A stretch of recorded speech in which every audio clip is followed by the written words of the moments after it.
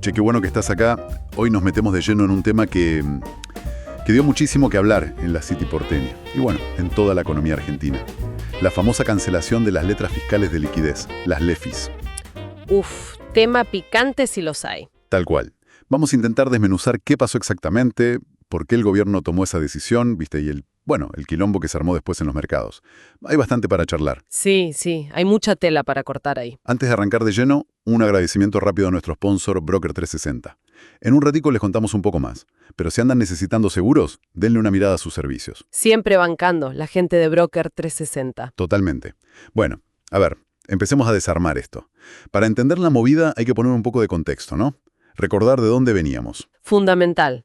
Sin contexto no se entiende nada. Estábamos con una inflación, galopante, por las nubes, cepo cambiario por todos lados y un gobierno que recién asumía con una bandera muy clara: déficit cero, emisión cero. Y la famosa promesa de sanear el balance del Banco Central, el BCRA. Ese era un punto clave. Exacto. Y ahí, en ese escenario, es donde entran a jugar las LEFIs, ¿viste? Eran como un instrumento del tesoro. Sí, una herramienta pensada para sacar pesos de circulación. Claro, para chupar pesos del mercado. Pero la idea era reemplazar a los pases pasivos del BCRA. O sea, le pasaban la carga de esterilizar esa guita al tesoro. Tal cual. La lógica era que el costo financiero de absorber esos pesos excedentes lo pague el tesoro con impuestos, y no el Banco Central emitiendo más plata para pagar intereses, que era lo que pasaba antes. Era parte de lo que llamaban la fase 2 del plan, ¿no? Se suponía que era algo transitorio. Exactamente. Se plantearon como una medida puente, de transición. La cancelación en sí, que se anunció en julio de 2025, buscaba terminar con lo que se llama emisión endógena. ¿Qué sería eso para que se entienda fácil? Es básicamente la plata que el Banco Central tenía que crear casi automáticamente solo para pagar los intereses de su propia deuda, como los pases pasivos. Una especie de bola de nieve, ¿viste? Ah, claro. Se autoalimentaba. Correcto. Entonces, al cancelar las LEFIs, que ya eran deuda del Tesoro, y no renovar esa dinámica, el objetivo era pasar a un esquema distinto. Un esquema donde el mercado fije las tasas de interés y el central se enfoque más en controlar la cantidad de dinero, los agregados monetarios. Suena a un cambio de paradigma fuerte. Pasar de controlar tasas a controlar cantidad de dinero. Es un volantazo importante en la política monetaria, sí. Muy de manual ortodoxo, digamos. Bien, en los papeles puede sonar lógico, coherente con los objetivos de emisión cero y sanear al BCRA. Pero la ejecución no fue un poco abrupta, medio a los ponchazos. Bueno, ahí está el meollo del asunto. Porque lo que pasó en la práctica fue que, de un día para el otro, cataplum, se liberó una masa de liquidez enorme. Sí, leí cifras de entre 7 y 10 billones de pesos. Un fangote de guita impresionante. Exacto. Una montaña de pesos que de repente estaba ahí, en la calle, buscando dónde meterse, buscando rendimiento. Y ahí se pudrió todo, para decirlo en criollo. Y sí, se complicó bastante. Esa liquidez bestial hizo que las tasas de interés de cortísimo plazo, las que se negocian día a día en el mercado, se fueran al piso. ¿Cómo cuáles, por ejemplo? Las tasas de cauciones bursátiles, por ejemplo, que es básicamente prestar plata a muy corto plazo en la bolsa, llegaron a rendir un 10%, un 12% TNA, tasa nominal anual. Nada. Irrisorio con la inflación que tenemos. Una miseria, lo más bajo en años y años. Y claro, la consecuencia fue inmediata y previsible, ¿no? Si tener pesos en instrumentos muy cortos no te rinde nada o te rinde negativo contra la inflación, Te vas al dólar. No hay mucha vuelta que darle. obvio. La gente y las empresas salieron a buscar cobertura en dólares.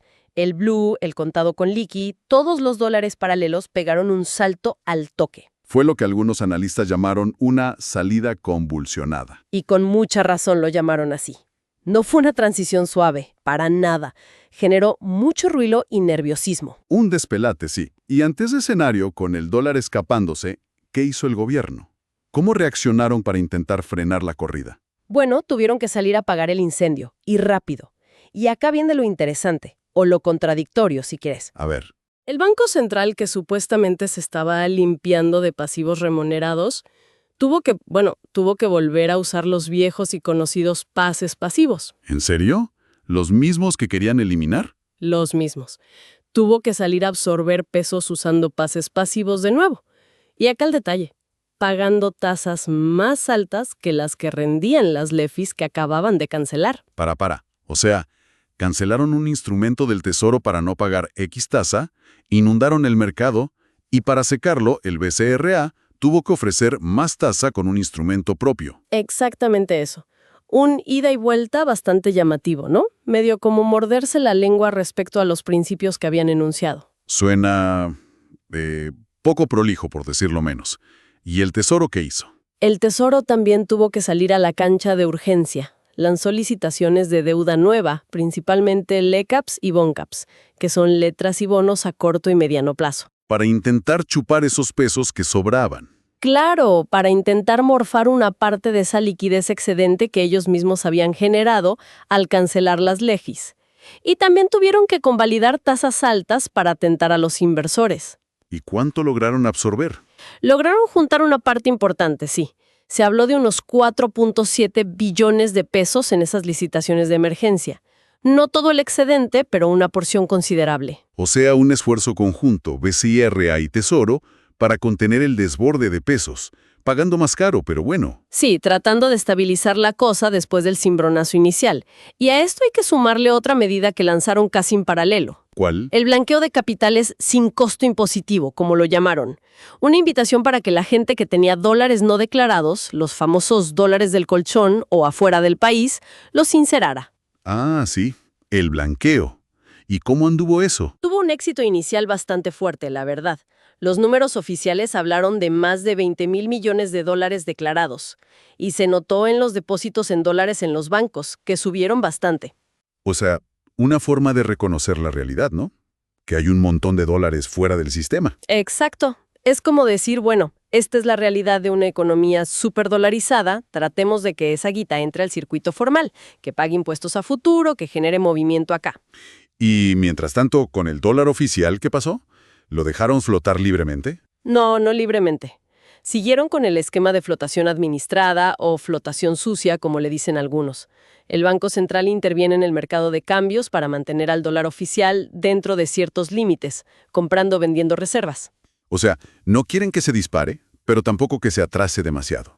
Buscan mantener cierta competitividad cambiaria, pero sin generar expectativas de devaluación brusca. Es un equilibrio delicado. Entiendo. Entonces, tenemos cancelación de LEFIs, shock de liquidez, tasas por el piso, salto del dólar, reacción con pases más caros, deuda del Tesoro a tasas altas, blanqueo y flotación administrada. Todo un paquete. Un paquete de medidas bastante complejo y, como decíamos, con algunas idas y vueltas, para intentar contener los efectos no deseados de la medida original sobre las LEFIs. La pregunta del millón entonces es si todo este andamiaje alcanza.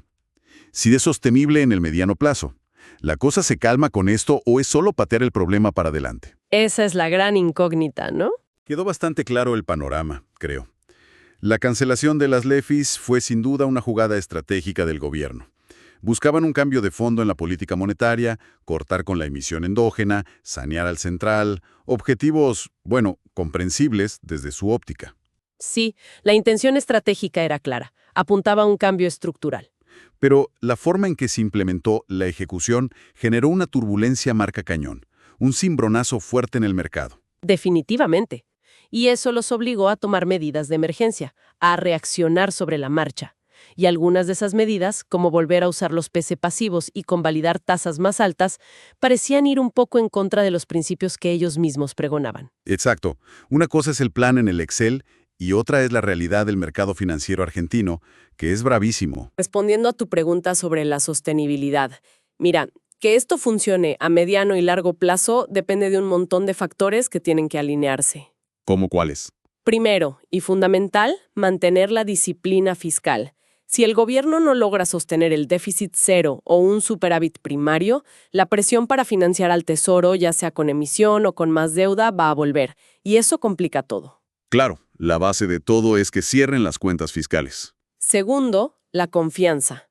Que la gente, las empresas, vuelvan a tener un mínimo de confianza en el peso argentino. Si no, por más tasas altas que ofrezcas, la dolarización de carteras va a seguir. Y eso depende de la estabilidad general, de la inflación. De que la inflación realmente baje y se mantenga baja. Exacto.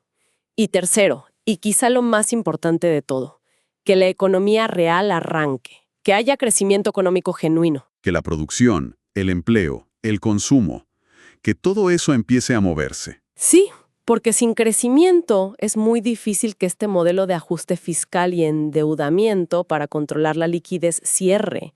El crecimiento es lo que te da más recaudación, lo que mejora el humor social, lo que descomprime la presión cambiaria de fondo. Si la economía sigue planchada, es muy jodido sostener esto. Entendido. Fiscal, confianza y crecimiento. Las 3 patas clave. Así lo veo yo al menos. Son los grandes desafíos que tiene por delante este plan. Y bueno, para ir cerrando y dejarle una idea picando a quien nos escucha. ¿Puede realmente funcionar una estrategia de shock monetario? Por más bien intencionada que sea en sus objetivos de largo plazo, si las medidas que tenés que tomar para controlar los efectos inmediatos, el ruido de corto plazo, parecen ir en contra de tus propios principios declamados? Plan que necesita justamente de esa credibilidad para funcionar, tener que dar estos volantazos o tomar medidas que parecen, contradictorias. ¿Cuánta tormenta de corto plazo, cuánto despelote inicial se banca la confianza en un programa que se supone que es para ordenar las cosas a largo plazo? Una pregunta para pensar, ¿no? Totalmente. La gestión de las expectativas y la coherencia en el tiempo son cruciales en economía. Y con esto vamos cerrando, gente. Esperamos que este recorrido, este análisis medio a fondo, les haya servido, les haya aclarado un poco el panorama sobre este tema de las LEFIs que fue tan comentado. Ojalá que sí, que haya aportado algo. Si les copó el contenido, si les sirvió, bueno, ya saben, pueden suscribirse al canal, dejar un like, un comentario. Nos sirve un montón para saber qué temas les interesan, qué les gustaría que analicemos en el futuro. Sí, sus comentarios nos ayudan a elegir los próximos temas. Y no se olviden que abajo, en la descripción del video o del episodio, tienen el link de nuestro sponsor Broker 360. Si andan necesitando seguros para el auto, para la casa, el comercio, lo que sea, péguenles una mirada, consulten. Tienen buenas opciones, vale la pena chequear. También van a encontrar nuestro alias de Mercado Pago, por si quieren y pueden colaborar con este proyecto, invitarnos un cafecito virtual. Cualquier ayuda es bienvenida para seguir haciendo esto. Y de nuevo, muchas gracias a Broker 360 por el aguante. Gracias a ellos y a todos los que escuchan. Nos reencontramos en la próxima con otro tema para desmenuzar. Gracias totales.